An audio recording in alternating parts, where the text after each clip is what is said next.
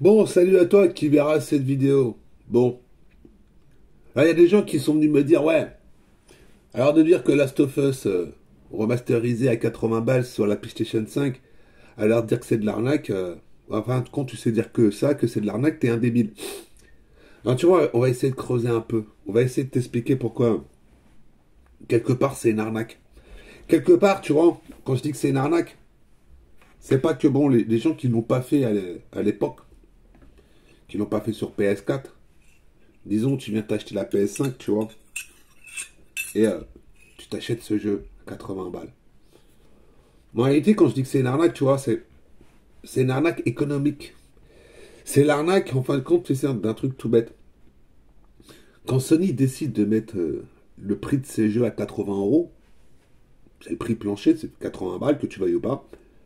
Peu importe le jeu qui sort, c'est 80 balles. 80 boules.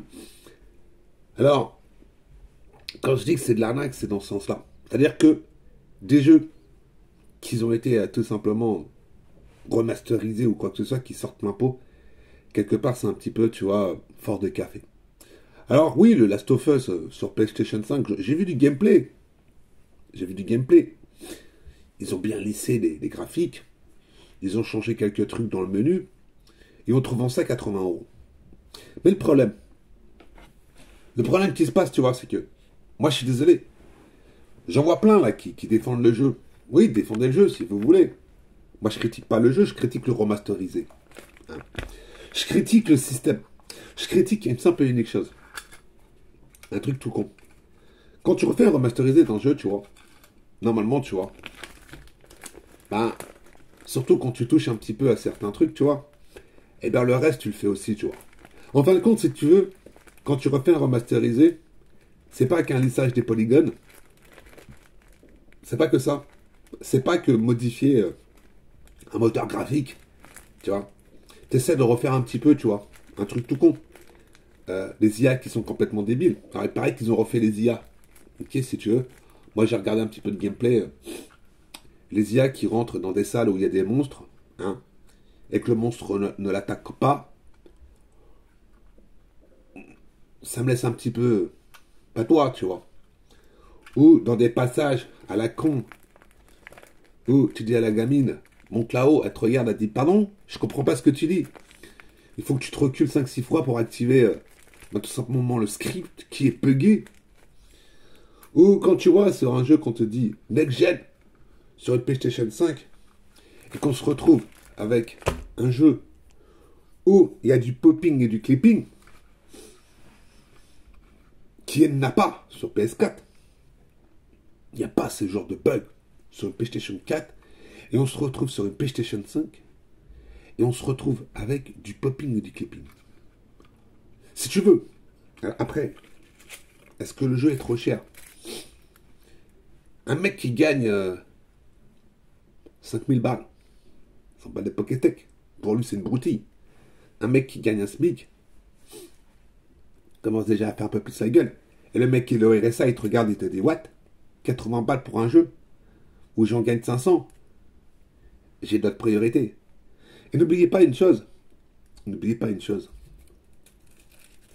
Et cette chose, malheureusement, je pense qu'il y a plein de gens qui l'ont oublié.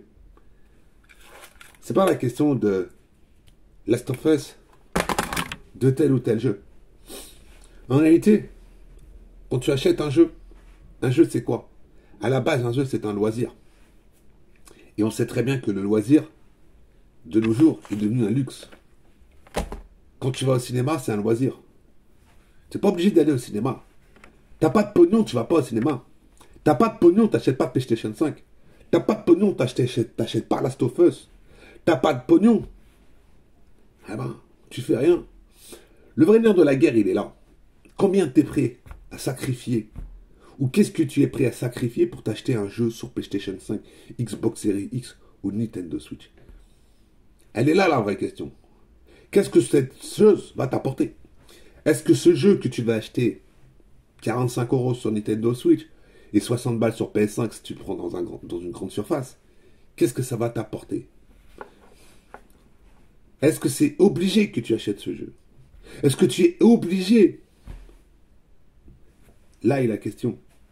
Jusqu'à où tu es prêt à aller pour te faire plaisir? C'est ça la vraie question.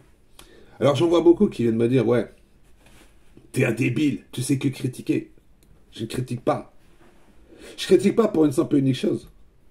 C'est que moi, je suis un gros consommateur de jeux. J'achète énormément de jeux.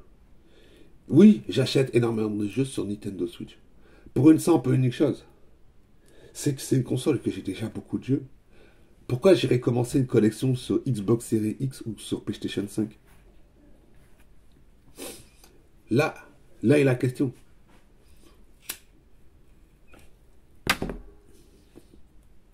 Alors quand tu vois que tu trouves déjà des jeux PlayStation 5 en vide-grenier, c'est normal. Parce que les jeux de la PlayStation 5, les gens les font, ils les revendent. Il n'y a pas d'affixe avec les jeux. Ils n'ont pas d'affixe. Les gens maintenant, c'est de la consommation.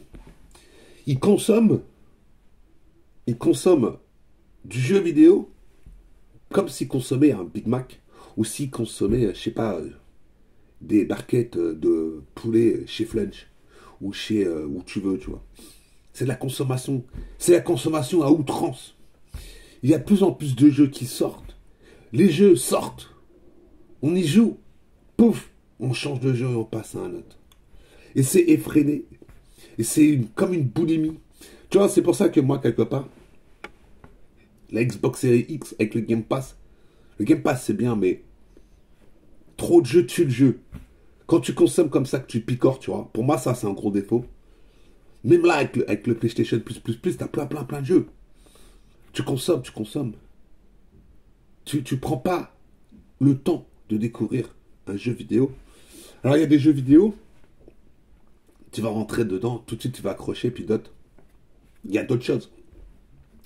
Comment une chose qui m'a, à l'époque, qui m'avait déplu dans Last of Us 2,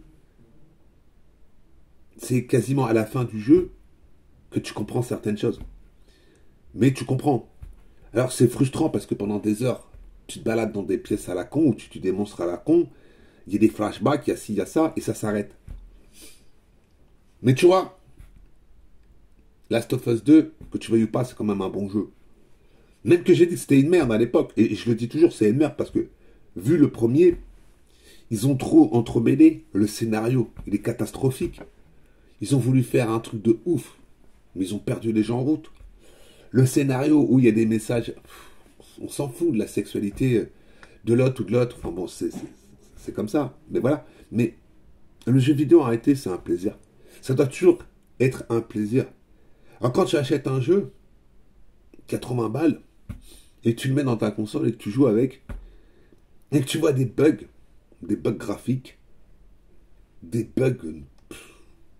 Les jeux sont finis à la piste maintenant. Et quand je dis, ouais, c'est pas normal, les gens me disent, non mais... what? T'es un débile. Parce que moi, j'ai un standard. J'ai un standard du jeu vidéo où, à l'époque, il n'y avait pas de mise à jour. Tu mettais ta cartouche dans ta console et tu avais le jeu final. Quand tu vois des jeux qui sortent comme un Devil May Cry 5, où Sony décide de censurer un passage où une nana est légèrement vêtue, la communauté se lève, crie «Allô, qu'est-ce que tu nous fais?» Ils font rétro-pédalage, ils remettent le jeu sans la censure. C'est pour ça que le jeu vidéo d'aujourd'hui, du jour au lendemain, ils peuvent te le censurer, te le modifier. Ils peuvent carrément aussi te dénaturer l'histoire du jeu vidéo.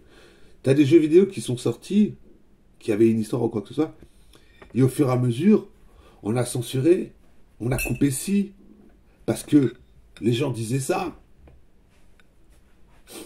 Je sais pas où on va, mais franchement, on y va droit dans le mur. Quand tu vois que déjà dans certaines villes, on dit, ah, il faut enlever la statue de Napoléon. Ça fait partie de notre patrimoine. Il faut faire ci, il faut faire ça, parce que maintenant, c'est... Je sais pas. Je sais pas, mais... Voilà. N'oubliez pas que le jeu vidéo doit toujours être un plaisir. Peu importe à quoi tu joues. Une vieille console rétro, un jeu next-gen. À la fin, il doit te rester qu'une seule chose en tête. C'est du plaisir.